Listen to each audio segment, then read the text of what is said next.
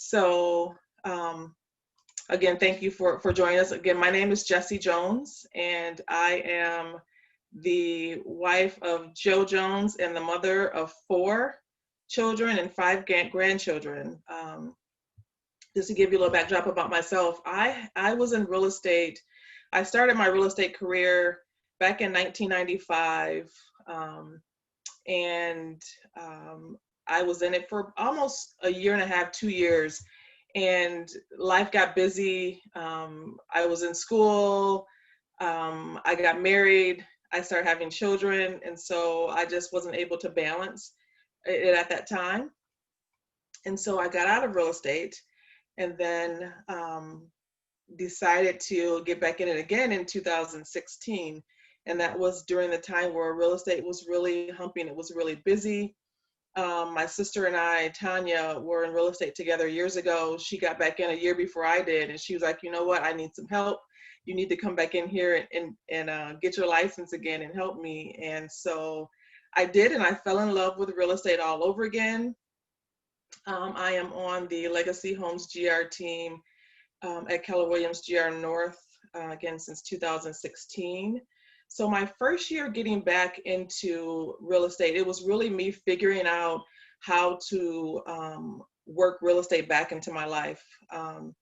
And so that probably took a good year, honestly, maybe even longer than that, until I really got focused and found my rhythm, and really focused on finding out or realizing what my why was.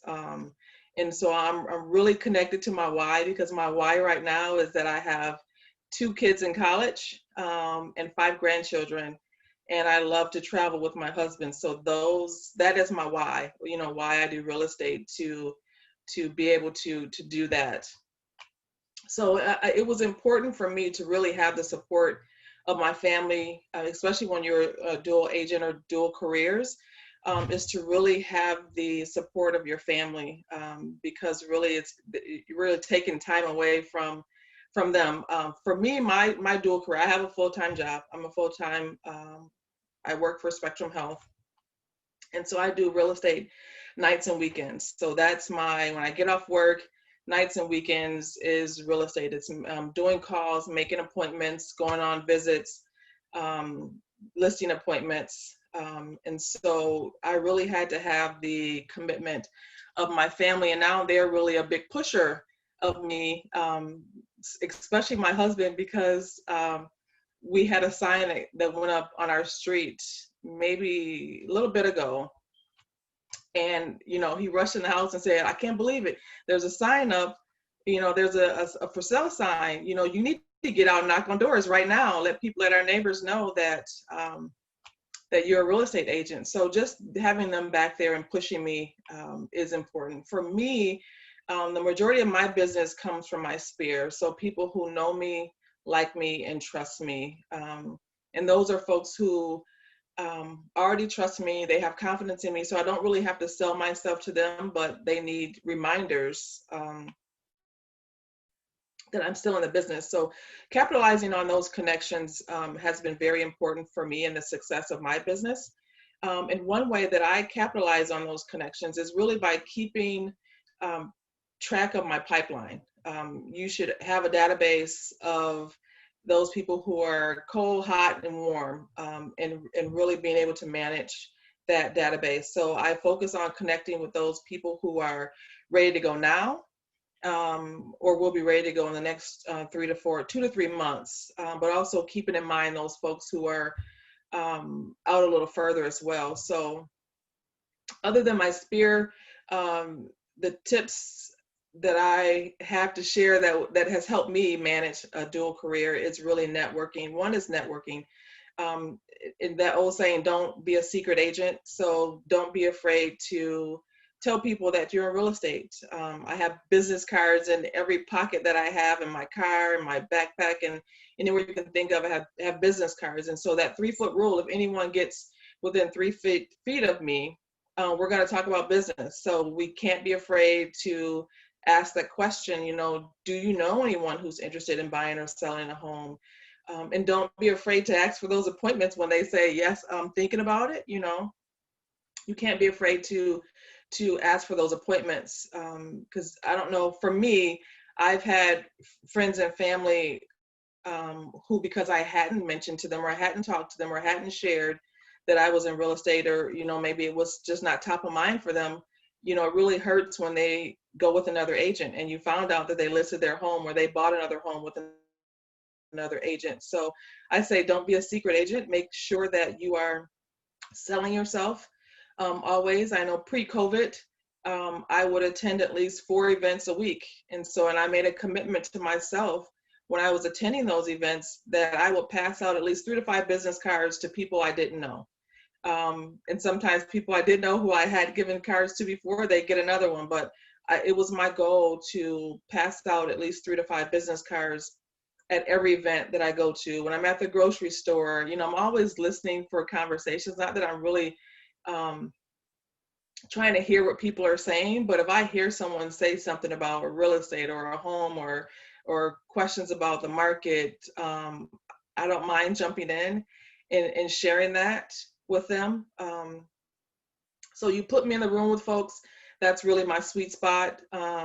You tell me to get on the phone and make cold calls, not so much. But again, being in the midst of people and being able to share my story and share with them why I'm in business has helped. I'm actually on a team, the Legacy Homes GR team, which I mentioned. So I have an awesome team lead. Tanya Palme is our team lead. And there's a team of 8 agents. And it's important for me, for my success in my career right now, is having those folks, because again, I do have a full-time job that I work 8 to 5, that if I have a buyer who wants to go out and see a house, I can call on one of my other team members to go out and assist me. And most of our team are dual agents. I think out of the 8, 6 are dual agents, but they're always willing to step in and help. So that's been a big help for me. So if you're on a team, it's great. If you're coming in as an individual agent, you may have to find some other folks who can support you if you are going to be a dual agent and will need that support. We have a great director of operations. His name is Parker on our team, and he does all that 80% work so that I can do the 20%, so that I can lead generate, that I can go on listed appointments and buyer appointments and follow up, which is key, because there's no sense of lead generating. And I think if you've ever gone to bowl, you learn this in the bowl class, there's no sense of lead generating if you're not going to follow up. So follow up is so important when you're in business, not just that one touch point, but you have to follow up and again, put them on a plan so that you can go back and circle back with them. Time management, as you can imagine with anything, when you're doing more than one thing, time management is so important. So you just have to make sure that you are managing your time. As I mentioned, I have a family, I have a full-time job, and I'm doing real estate nights and weekends. So if it's not on my calendar, pretty much I'm not going to be there. I mean, it's just to that point where life can get so crazy that everything has to go on that calendar. So if I'm talking to someone, and I tell people all the time, if I talk to you and we set up something, please tell me, make sure I put it on my calendar. Not that it's up to them to do it, but I have to make sure that it goes on my calendar. Otherwise, you know, chances are I may miss an appointment, which I don't want to do. So setting a schedule and sticking to that schedule, making a to-do list is very important. So you're making the most out of your time and out of your day. And that little time frame that I have to make sure that I'm being productive. So it's about setting goals and targets. And I'm so competitive, the athlete in me, I'm so competitive that even when I'm competing against myself, it pushes me to continue to move forward. And then I just continue to make sacrifices, and that could be taking vacation time or PTO time off at work so that I can go to a training to gain some knowledge, because I'm a proponent of that knowledge is power. So it helps me to feel confident when I'm talking to buyers and sellers. So again, that's another thing I'd say, just really making that time to educate yourself on the industry, on the market, on everything that's happening, so that you can go out and meet with clients and be successful. So I'm going to stop talking there, and I'm going to give Henry a chance to talk. a little bit and tell you a little bit about himself. Well, thank you so much, Jessie. That was I love your story. That's beautiful. My story into real estate, it started back in 2012. I joined the Michigan Army National Guard, and about 10 days later, I started talking to my wife. She disagrees. She says it's about 2 weeks, whatever. It's 10 days, whatever. So we started talking, and I said, hey, listen, I'm going into the National Guard. If you stick with me, cool. If not, you know, I understand. So we hung out for about 2 months before I went to basic training. I had what they call a delay of submission. And then I went off to basic training, gave her a hug, and I thought on my last day, this is it. This is going to be the last time I see her, and I was okay with that. She ended up writing me letters every single day until I graduated. She came down to South Carolina. She watched me graduate. She actually drove me to my AIT, or my secondary school after basic training, and I knew she was going to be the one. I came home in Christmas time. I proposed to her. We got married in 2014. We took all of 2013 to make sure it was the right thing. 2014, we got married. We decided to take the next step, and that next step was buying a house. So we went through. We had a terrible transaction at first. We were trying to do everything ourselves, and I got connected with an agent. His name was Kirk Skinner, and he walked us through the steps. He said, get pre-approved with this person. We'll look at some homes. We'll put in a purchase agreement, and I'll protect you the whole way. So we did the steps that we all do as realtors. And at the end of the transaction, he looked at me and he said, have you ever thought about doing this yourself? And no, I work with my hands. You know, I was an electrician. I was a cook, a bartender. I worked third shift at a factory. Real estate's not for me. And he said, you have a giving heart. You like to help people. You're smart. I think you would be okay at this.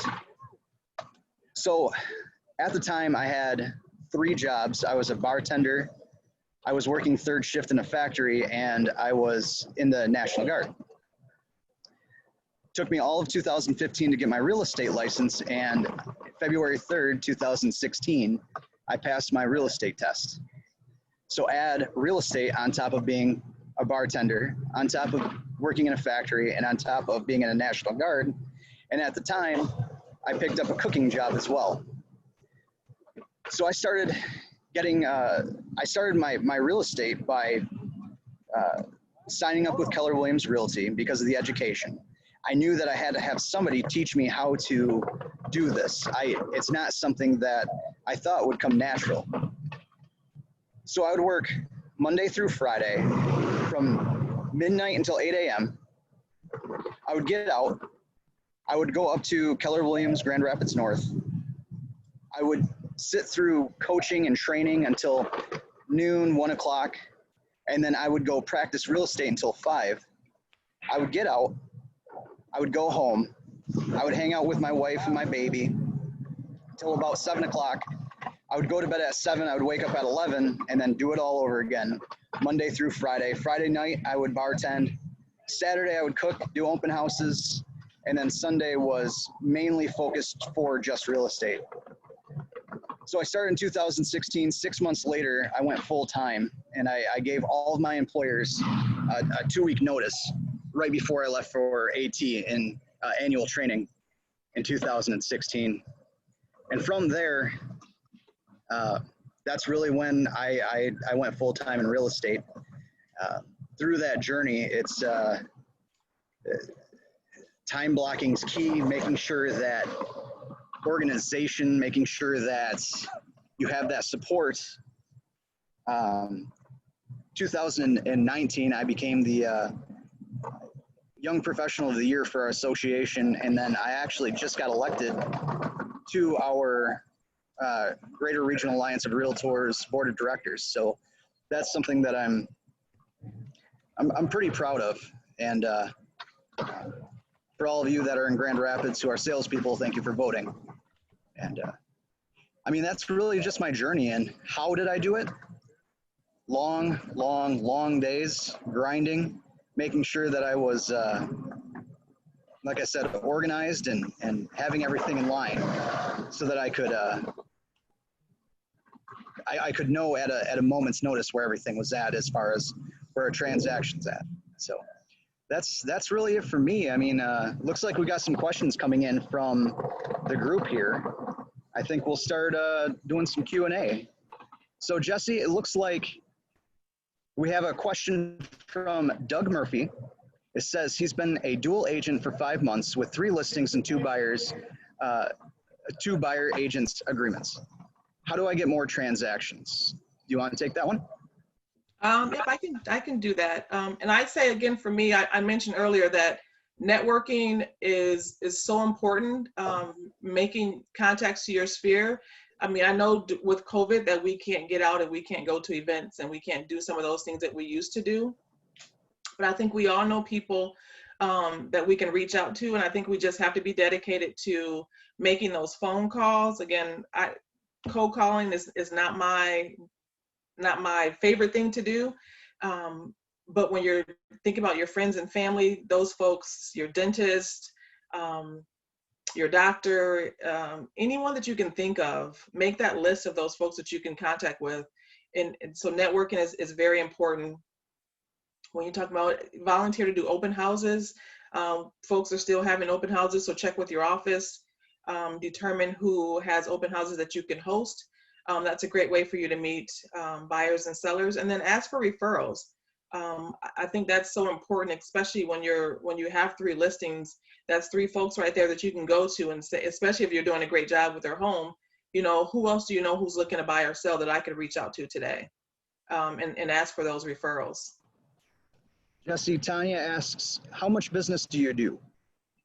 I mean, and I did respond in the chat. And currently I've done just over 3 million this year and expect to do more. I have a lot more to do. I've just capped, so I'm pretty excited about that.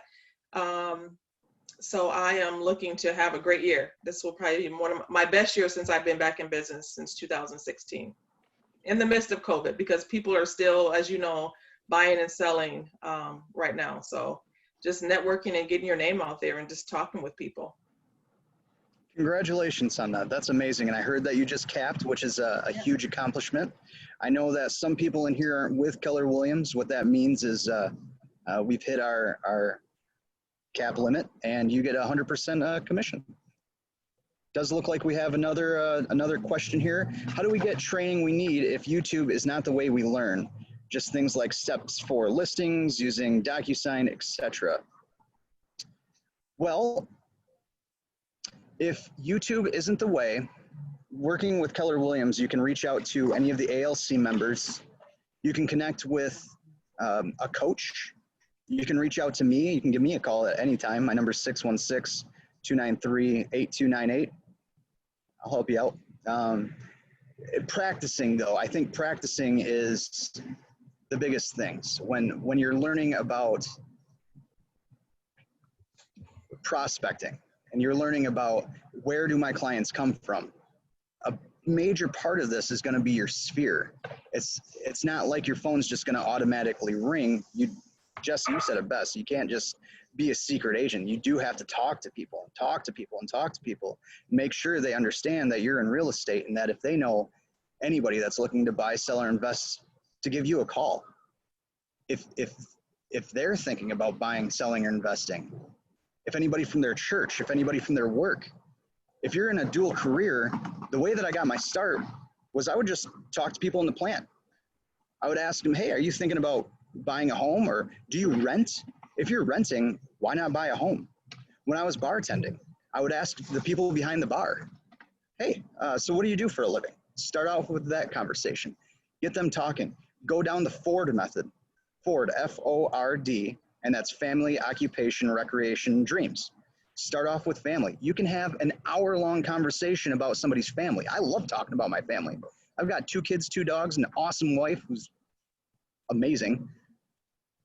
And you can just go down that rabbit hole. What's going to enhance that family aspect? Owning a home, selling a home, and just keep going down. I mean, it's It's one of those things. We work multiple careers.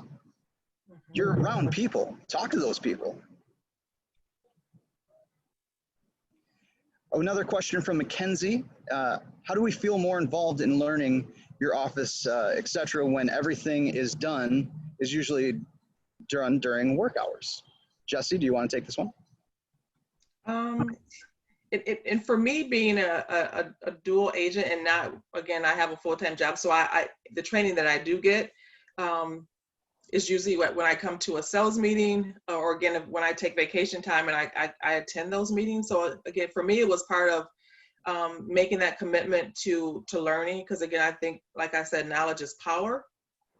So we have so many agents in our office who are so hopeful and want to share information and best practices, what their team is doing that's made them successful. So I'd say reach out if you can't attend meetings, if you can't get off work, some of those days to attend some meetings that are trainings that are during the day, then I'd say connect with a seasoned agent who is open to providing that information for you. Again, I'm not sure what office you're from, Mackenzie, but the Keller Williams GR North office is awesome, and folks in that office are willing to share their knowledge and wisdom to help you grow. You may not even be on their team, but they're willing to share their knowledge and wisdom and documents and whatever you need to grow. So I'd say if you could connect with another agent, if that training is not available.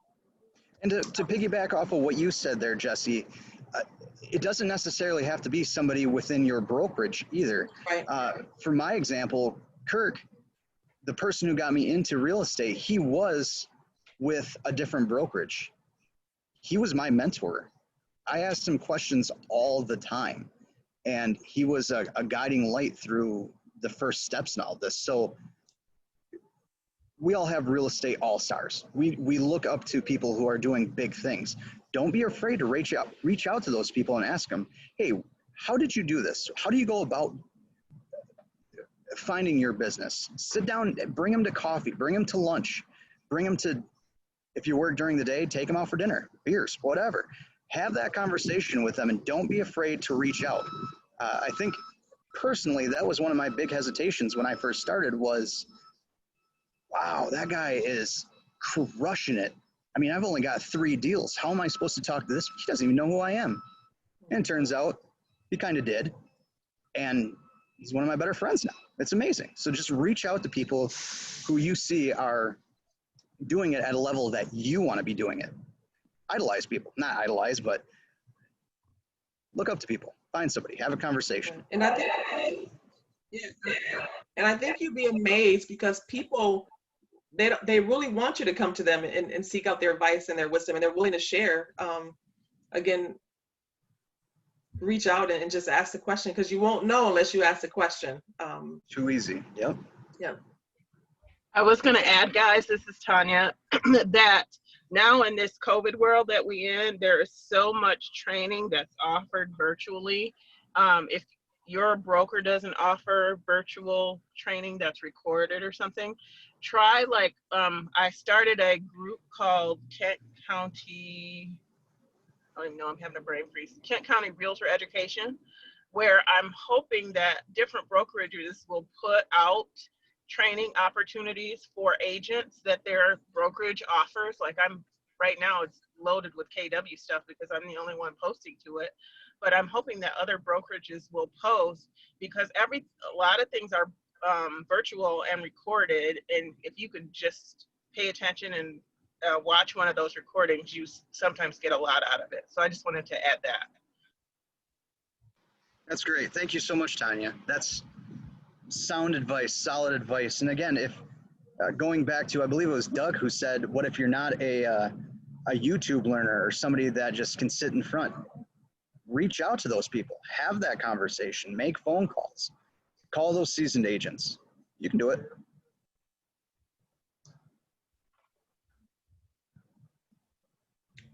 Do we have any other questions? You guys are making this easy for us. Carol, it looks like as a new agent, I had a question on how to write an offer on vacant land. I posted my question on Facebook as a last-ditch effort to get an answer. As I knew nobody in the office to call, I actually responded and called with the answer. I do remember that. Yes. Yes. So that's a perfect example. If you can't get a hold of somebody, post it on social networking, post it to a group. Somebody will reach out to you. All right, guys, do we have any other questions? This is Chanel. I'm the Agent Services Director at KWN. I wanted to tell you that if any of you on the call, because what I'm hearing is kind of a desire to have an ongoing opportunity to connect with other dual career agents who have similar hours and share the same sort of struggles and would like to be like-minded. If any of you are interested in being part of sort of maybe a monthly mastermind, drop your email in the chat and we'll see if we can't put something together where you can connect with each other, have sort of an accountability group of your own, and I'm willing to kind of quarterback that for you. So just drop your name and email in the chat, and I will send out a follow-up email after this, and we'll see if we can get something going for you. Thanks, Thank you so much, Janelle. And I don't know, another way to network is through social media. I'm not sure if everyone's utilizing social media, Facebook, Twitter, Instagram, whatever you're doing, you need to promote yourself on all those social media platforms. So I know 2 weeks ago, I put a post out there, just some of the listings that I had in homes that I had sold. And just a reminder that people that, you know, even during COVID, that people are still buying and selling. And that was probably, I was sitting on my deck that night and I got probably 10 o'clock and I got a text message or a messenger saying, well, I didn't realize you were in real estate. I'm looking for a home. Can you help me? And we connected and made an appointment for the next day. We went out and we wrote an offer and they have a home now. So I think just really just pushing yourself out there on social media, even if it's, again, just a reminder, putting your card out there, just giving a tip, a market update, so that folks know that the market is still, you know, going strong, so that they can see you as a real estate expert, I think is important. So utilize social media as best you can. So we've got another question from Alan, and he said, what are your thoughts on paying for leads to get your first few transactions under your belt? Do you recommend any sources? If you don't mind, I'll take this one because I have a pretty strong opinion on this one. I've never paid for a lead. I've done over 200 transactions since 2016, and I have yet to pay for a lead. They're kind of like, you know, they work for some people. That's fine. I'm not trying to down it, but I think if you're trying to start off, I would not start off with paid leads. My opinion. Jesse, do you have an opinion on that? No, I mean, I've seen it work, but then not. We've done, for our team, we've done some paid leads on Zillow and so forth, and they don't always pan out. So you're spending a lot of money, and then you have to follow it right away. So when you're paying for leads, even though you get a lead from, so say Zillow, you have to follow up on those leads right away. You can't wait another day, another couple days. Anytime you're working to get leads or paying to get leads, those are things that you need to be quick about following up on. So it's so important. So you got to remember, those people are getting bombarded by other people as well. So yeah, it's not necessarily your client when it comes to that. But yeah, you're right. You got to follow up. Yep. So it just depends on. So you guys had to talk. What's that, Tanya? About circle prospecting. I think that's an easy, low-hanging fruit for a new agent is to circle prospect around if their listings, that they have listings or listings that are new in their office, you know, that they can call the neighbors around. That was something that I did a lot when I first started in the business. So if I had a listing, obviously I circle prospect around that listing. But if I didn't have any listings and other people in the office had nice listings, circle prospecting around that and door knocking around those listings so that we could find potential buyers or other listings is a great way to find leads that, you don't spend any money. Yes, that's nail on the head. That's perfect. the best lead is a free lead, and the strongest lead is somebody that refers you. Yeah. Absolutely.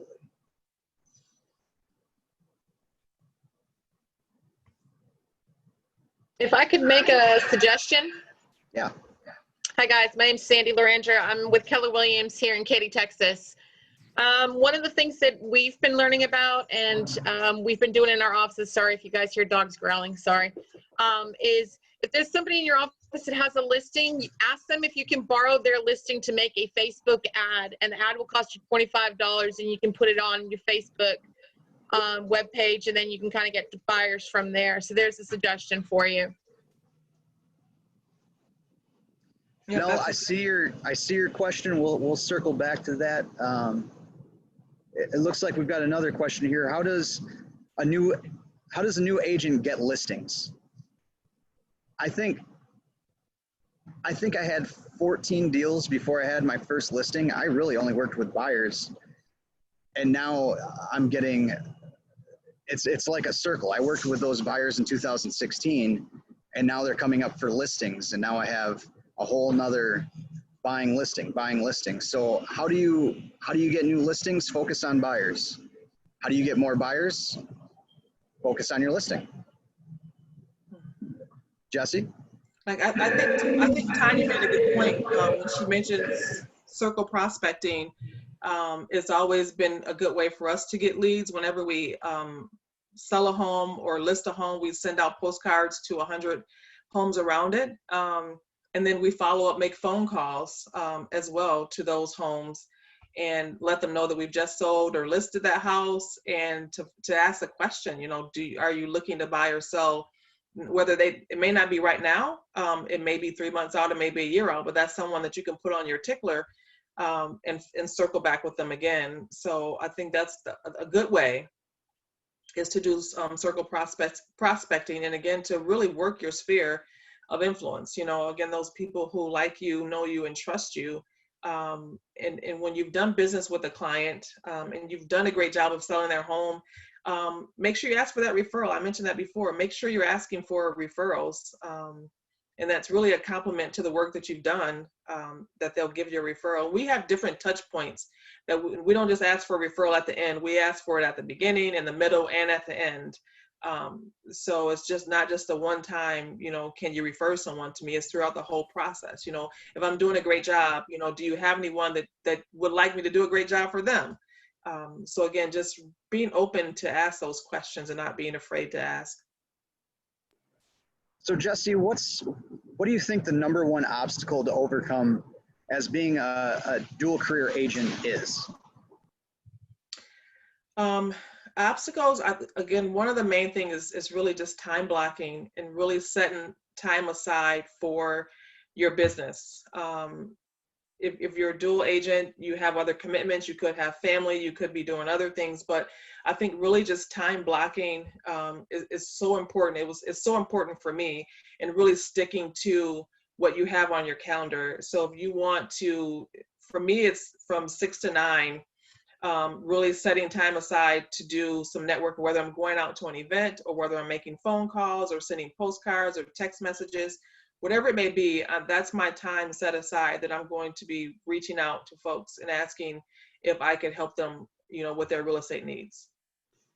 Yeah, I think for me, it's more of basically what you just said, a time factor, and making sure that I leave enough time for my family, and not double and triple booking myself or doing what I was doing and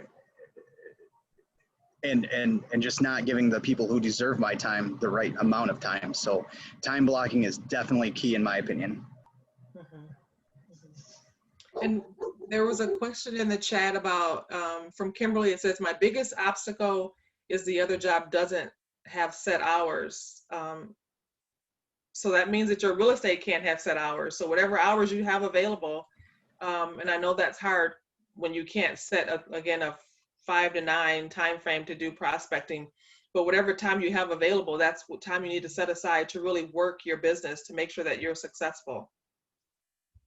So that's one thing that I would recommend, that you just, if your main job doesn't have set hours, and you just have to be flexible with your time. Anything you'd like to add, Henry, to that? Yeah, no, I think I think you're 100% right on that. Working third shift, obviously, people aren't doing too much business between midnight and 8, but bartending, I was working real estate while I was bartending. So wherever you can get it in. I mean, this is more of, I would say this is more of a lifestyle than it is a career, being in real estate. If you do the things that need to be done and you talk to the people who I would not even necessarily need to talk to. If you just talk to people, you will be successful no matter where you're at. I've gotten leads getting gas from a gas station. Again, from my very beginning, and I no longer work those jobs. I am full-time real estate. I have other things on the side that I do, but I still follow the same philosophies as whenever I meet somebody new or whenever I'm talking to somebody, whenever I have an interaction. I'm always talking about real estate and making sure that people know that I'm a realtor, either directly or indirectly. So, yeah. Great point. There's a question that came up in the chat that I think is actually a really interesting one for this group, which is, where do you feel like is the ceiling for what a dual career agent can do for productivity? And how, I think the follow-up, I think the logical follow to that is, when do you know that it's time to make the leap into full-time real estate? So that is a very deep and challenging question.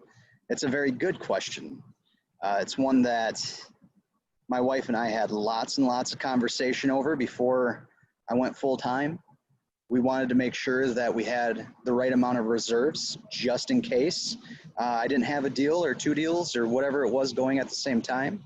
It was making sure that our finances were in order so that we could go full-time. But when you've hit the ceiling for both, I think you'll know. As long as you're doing the prep, you'll know.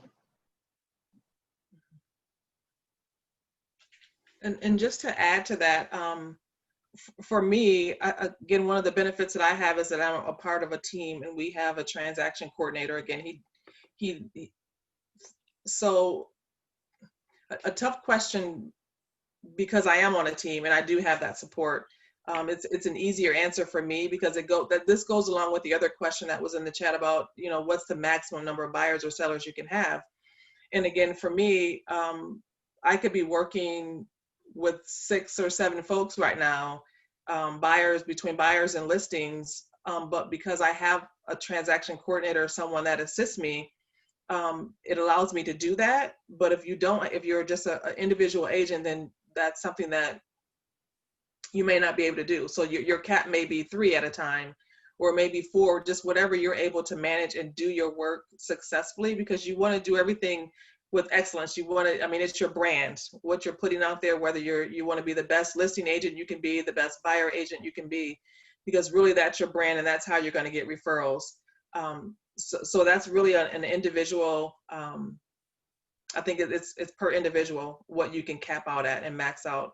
Again, when you're on a team, you have that benefit, or if you hire a transaction coordinator, whenever you have deals, that can assist you with some of those transactions. That's also an option too. But again, that's spending money before you have it.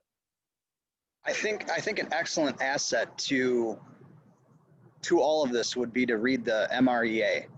That really helped me go build the confidence and to go full time, just by reading the MREA, knowing the steps that are already set in place and going step forth. And I see here Mackenzie has a comment on this. How do you juggle the costs of trainings and other office fees and trying to just get up and running? It does seem like you're drinking out of a fire hose at first, but you are, and I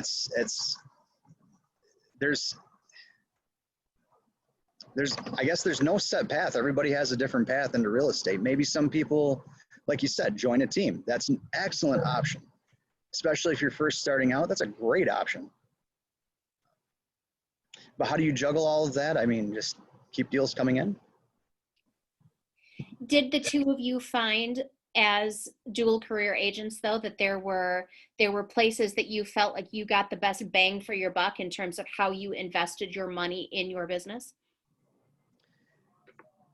As far as investing my money in my business, yeah, I mean, being a part of Keller Williams, being a part of a coaching program, being a part of an accountability program, that my money was well spent right there. That was better spent than 3/4 of the stuff I've done outside of the in-house training, the events that I've traveled to hear somebody speak. My fundamental training that I got from our office was so crucial. I would agree. I would agree and piggyback with what he said. I mean, for me, really, my time is my biggest investment. Because again, I do have a full-time 8 to 5 job, so my time is my biggest investment. But you have to pour in to get out, is what I always say. So if I have to put in a little bit of money to, again, attend an event, to promote my business on social media, then you're gonna have to do that sometimes in order to get the payback. I mean, I can't tell you a cap to spend or max to spend, but I mean, you do have to, that whole thing, you have to put in to get out. I can help you with that, Jessie. So if you're not going to get at least a 4x return, 4 times what you invest in your spend, think very seriously about whether it was worthwhile. But if you can get a 10x return on what you're spending, then it was well worth it. So I think that's the barometer that I use in terms of deciding where to spend money and where not to spend money. And that came from Gary Keller. That's not a Tanya thing. Well, that explains why it sounds like such a great metric, Tanya. Correct. Yes, I had to say that. Someone else in the chat for our panelists asked, when you are a part-timer, do you recommend concentrating on being a buyer's agent or a seller's agent? For me, I prefer being a seller's agent as a part-time agent, because again, if you're a buyer's agent, I mean, you're taking buyers out, could be every day, could be a one time. It just depends on the buyer, and if you've done your due diligence to find out what they really want, what they really need before you go out, so that you're not having to go out and waste their time and your time. But for me, so I love being a seller's agent. Doing open houses, was less time consuming for me. But then Henry said something totally different. He said he loved being a buyer's agent. That's what he was. So it just depends on the person. And I don't know if you want to share more to that, Henry. Yeah, so going back to time blocking and what my schedule looked like specifically, I mean, I worked midnight until 8. I had the freedom of all day to show clients houses. A lot of people don't have that luxury. And showing homes and making it work, in my perspective, that's where I knew I wanted to focus. It just seemed easier for me to pick up buyers, and coming from the helping soul of, you're renting, I was just there. Let me help you buy a house. Let me help you buy your first house. I just got done with the experience. And from there, it was just a snowball effect. So that was me personally. But I like working with both. I mean, they're both challenging. They can both have very high rewards, both financially and emotionally. It just, yeah, I mean, like I said, starting out, it just really depends on your schedule. If you've got a flexible schedule, like somebody said in here, that's great. Make it work for your schedule, but make sure that you set those boundaries with your clients so that you're not setting something up for failure, and that they're expecting you to be there at 5, but you have a shift at 5. So make sure that you just be clear and communicate with your people. Here's a question. How do the two of you and anyone else who's on the call that is killing it right now, how do you think that COVID has either made your job as a dual career agent better, easier, or more difficult? I think on the listing side, it's made it, I don't want to say easier, it's just changed. So we do Matterport showings. We do a lot of the virtual stuff so that people can walk through the home without walking through the home. We did that all through COVID. I think we listed 6 houses during March and April. And we had all the photos before our big shutdown. And all we had to do was just add the quick Matterport so that people could go through, and all of those listings sold within 48, 72 hours. So the technical aspect of it really, it just changed. I wouldn't say harder or easier. It's real estate. It's all hard, but I think it just changed. Yeah, and I don't know if anyone else has anything to add, but I would add to that during COVID, I think more buyers were at home and they were looking on their computers. They were looking for homes. I mean, so that sort of made it easier because they knew exactly what they wanted to go see. So they would send you listing. This is what I want to go see. You didn't always have to find things for them. But then that just made it harder when you had sellers, because it's been a seller's market for years, and there's just not a lot of inventory. So from a listing standpoint, it's great because you have all these people who are writing offers above, what you even price the house for. So from a listing standpoint, COVID was great. And from a buyer standpoint, it was great because the buyers knew what they wanted. It just wasn't a lot out there for them to choose from, which has, been our issue for a while now. I'm going to take my mask off. I would also add that it's different that because for me, because I'm trying to do more virtually, because I saw that it worked. You know what I'm saying? So instead of doing face-to-face buyer consultations, I'm doing most of them virtually, doing as much with a listing virtually. A lot of things that I would have done with a face-to-face, doing them virtually. I am doing that now and trying to continue to do it, even though it's not the same. We don't have the same restrictions. And I was just going to ask you that. Are you going to continue using the tools that we've all developed through COVID, or are you going to want to get back to more face-to-face interactions? I mean, we're doing this Zoom, this mastermind, and I'm doing this on location at a photo shoot. I mean, I don't have to be in a classroom anymore. I love it. I love face-to-face interactions. What do you think, Tanya? Are you going to continue using these tools, or is this something that you're going to try to wean yourself off of? I am going to continue to use it as much as possible because I realize how much ripping and running and stuff that I was doing that I don't really need to do, and that I can do virtually. So where I can, I will. I also miss the human interactions and the touches and being in the office and being around other agents. I do miss that. So I'm at some point going to get myself back to the point where I'm comfortable with that. But I'm going to try to keep it going as long as it's working. So what I hear is that a dual career agent might have an opportunity to kind of lean into the technology and leverage their time now that we've found that this world has opened up in a way that we didn't anticipate. Yes. That's exactly what I was going at. For somebody that has a dual career and that works 9 to 5 during the day and they have a lunch break, take that lunch break and do a Zoom meeting. Put somebody under contract as a buyer's agent, sign a listing contract. You can screen share so you can go line by line through all of these contracts and make sure that they understand. You can see the head nods. I mean, this technology is perfect, especially for a dual career agent. This is great. I agree. Any other questions in there, Chanel? I think that we're covered most of it. I hear a lot of people asking the same kind of questions. So, the themes I'm seeing over and over again are we need to be able to leverage our time. We need to find good time blocking and good organizational tips to keep us between the lines so that we can do the most with the amount of time that we have, even if that's a little non-traditional.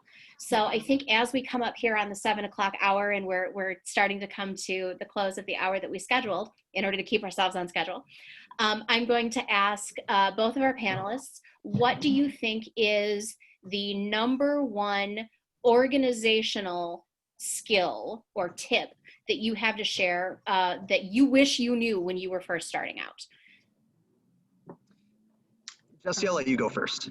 I would say for me, it was sticking to what I had on my calendar. So sticking to that schedule. So if I had blocked off 5 to 8 to do calling and something came up and I said, oh, well, I'll come back to that or I'll do it later, it really hurt me because you never went back and did it later. You just filled up that time with something else. So I'd say really sticking to the time that you have set aside to grow your business. For me, I would say that being in the military really helped me become a linear thinker and how to set up processes and setting up that process of this is what I'm going to do. Here's going to be the middle. Here's going to be the end. I got another one. Here's going to be the first part, the middle, and then the end. If you get something cut, rinse, repeat, you can do it in 5-10 minutes. My opening conversation, my story. How many of you have heard my story over and over and over again? Yeah, exactly. I see a lot of hands here. You all know my story because I tell it over and over again, and there's a rhythm to it. And I'm not saying that my story has just become a big script. I've internalized it, but it's a process. I know where I'm starting. I know my middle spot. I get a little choked up when I start talking about the marriage part because it's a big part of my life and I love my wife. And then I know when to end it. And that's just one process. I have a buyer, I'm going to put them under contract. I'm going to get them pending. I have inspections, appraisal, well and septic if you're in the country, and a closing. Bam, bam, bam. Oh, we get to restart it all again. Just create a process and stick to that process. So you say process, and I like that because to me, what that also indicates is systems, right? Yes. You have developed not only mindsets and times for things, but specific patterns for how you do them. So what for each of you is your favorite system, whether that be how you connect with your sphere or how you network with other people or how you hold yourself accountable? What would you say is your favorite system that you have put in place to help yourself? My favorite system is we created the steps to success. And I can share that PDF with you, Chanel, and then you can share that with everybody else. Absolutely, thank you. It's just a 10-step process on how to purchase a home. And I share that with everybody, my clients, other realtors, and it's just a little path that really simplifies the process. And yeah, I'd say that's mine. And I don't have anything, a step process, but I think the one thing for me is that I'm a little OCD, and I'm very structured and I like things to be in order. And so really for me, just having structure with the way that I do the business. So it's like clockwork. You can do it and it's like clockwork. You don't have to think about it anymore. So really just having a structure to the way that you're going to manage and do your business to make sure you're successful. Do either of you have a favorite piece of technology that you find that you lean into a lot? I do a lot of texting, and that's been my go-to. And I know my dad tells me that that's so impersonal, but that's the way I communicate with a lot of my buyers and sellers, and the way I get business is that I'm always, and I think that was a question in there, people don't answer the phone, how do you communicate? I do so much through texting, and they respond that way because people don't answer the phone because they don't know who's calling. But if you send a text, it's there, they can go back and look at it. So texting it's been a great way for me to grow my business and to stay in contact with my sphere. Do you do that kind of one at a time, or do you use a service like Twilio or something like that? I do both. Sometimes I use my own texting because that's my number. That's what they know, or Twilio, it's a number that it's not mine, but now they've become to know me by that number. So I do a combination of both. I use many different avenues.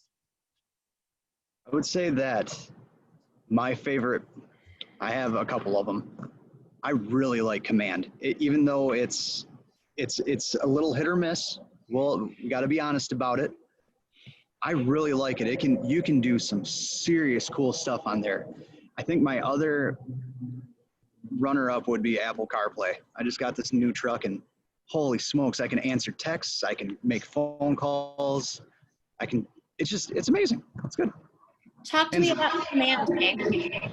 What's your favorite thing to do in Command? Because I think a lot of people are hitting that stumbling block of it's A, enormous, and B, so constantly evolving that sometimes we don't know exactly what to do with it. So what's your favorite thing to do?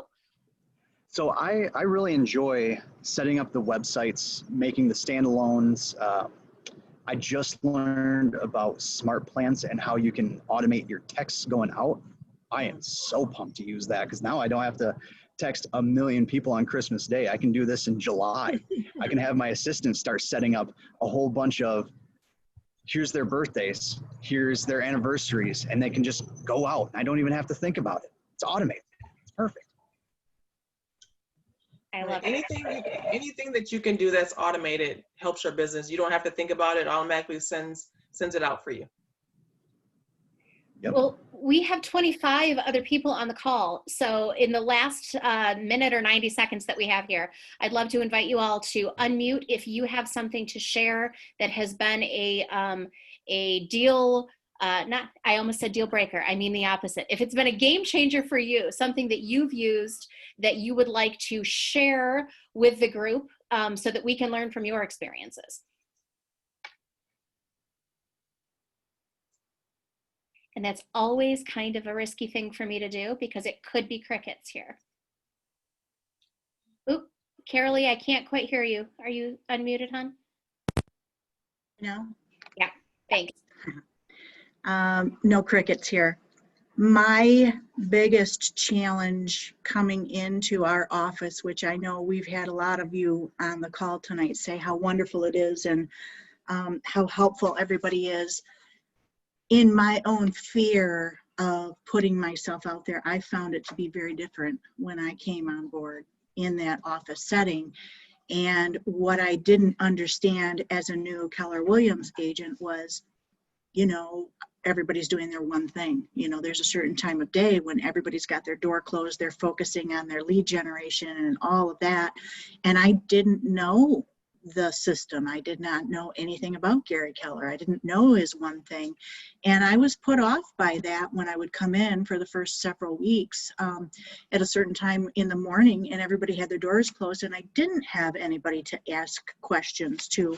So initially I was put off, but once I learned and read the MREA and learned what everybody's doing in that time, I realized I was coming in at the wrong time. I was coming in at the wrong time when everybody's focusing on what I needed to be focusing on. So I think we have to step outside of our own shell.